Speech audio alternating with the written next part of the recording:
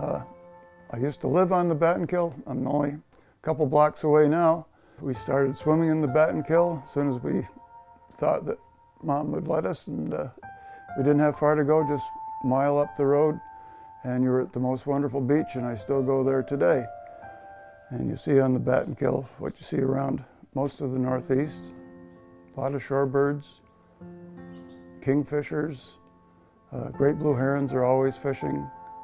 Well, I started making mostly shorebirds, and you see a lot of little sandpipers flitting along the shores.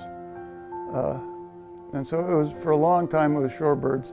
I'm the happiest when you can actually see that it's as good as what you thought it would be. If you're giving enjoyment to something that's sitting on the mantle for somebody, and they say, beautiful job, thank you very much, yeah, you're happy. Day by day, early in the morning, you just know they're coming in, especially the Canada geese. They're beautiful, they go round and round. It's like the swallows going down the chimney at the end of the day, but the geese go round and round, and they shut up after a while. They don't keep you awake all night. They finally land and everybody has a spot, and then it's peaceful. Inspiration comes from just sitting down and watching it go by. There's no better inspiration than just finding a Zen moment on the Battenkill.